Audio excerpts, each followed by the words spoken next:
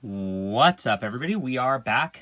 John Delarose here, delarose.com. Today I am reviewing Strange and Stranger, The World of Steve Ditko by Blake Bell.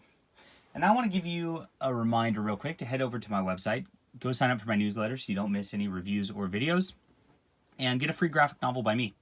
And hopefully you'll enjoy that and start reading some awesome content. All right. This is The World of Ditko, and this is a biography hardcover. It's bigger than a standard comic book, of course. It's wider also. It's not quite coffee table book level, but it gets close. And it's a lot of pictographic stories here. We get Ditko's first. This is Ditko's first sale, and it's a black and white version of that, which is his Stretching Things story. Also available in the Fantagraphics Archives Collection, Volume 1. And Blake Bell actually wrote all the introductions to those volumes also. So he did a ton of research into Ditko. He went into his past, actually talked about his whole growing up and getting into the industry. It has a lot of depth to it, a lot more than I've seen in articles or other books and all that. This is really almost a definitive biography. I learned a lot, and I already have a pretty good running understanding of Ditko.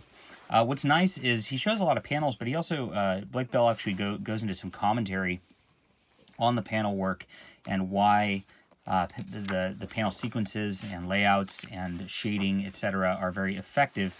And what they are, of course, here's probably the most famous panel in all of comics. And a lot of good stuff through this.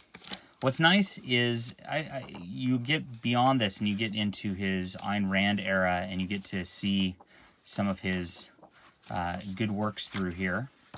And a lot of stuff that you might not even know existed and that he worked on in like the 70s and 80s. This is a beautiful, beautiful drawing right here. He goes into the way that the fans negatively reacted towards him. And unfortunately, you do see that towards the end of things, he does have a negative bias towards Steve Ditko's politics and his philosophy. And so he starts to kind of criticize the way that Steve Ditko handled things.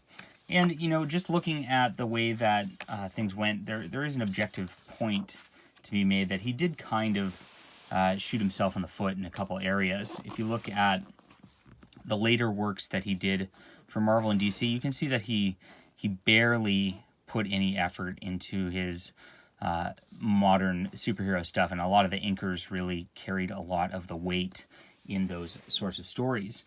And he was kind of open about this. Ditko was like, you know what, the inkers and colorists are going to do what they want anyway. It's not my story anyway. I don't care.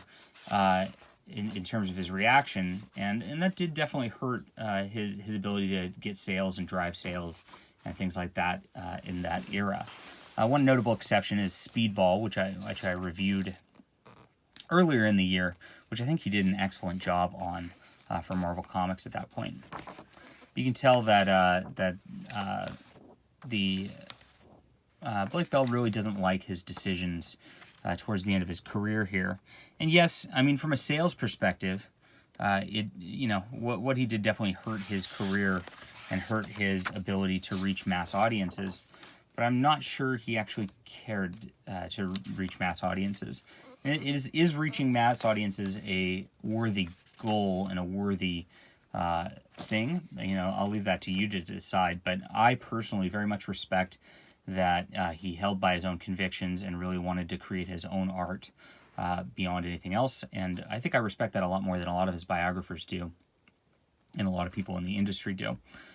You get a smattering of the lighter side of Ditko at the end, and you get to see some of his non-creepy work or whatnot, which is kind of interesting. And then there's a cover gallery at the back also. So a really well put together collection. I learned a lot. I mean, I actually saw there was a point where I guess Drew Garachi, I hope I pronounced his name right, approached Ditko on behalf of CrossGen Comics to try to work, get him to work at one point. And I'm actually friends with Drew, and I saw his name in there. I'm like, oh my gosh! So I actually messaged him about it, and I'm like, hey, what happened with this? And he said he even totally forgot about that instance. So there's a lot of good little tidbits and stories that were researched that a lot of people don't know in here, and that makes this worth reading by itself. So I'm glad I got this. Very enjoyable stuff, very well researched, very well put together, and it is out of print, so good luck finding a reasonably priced copy, like usual.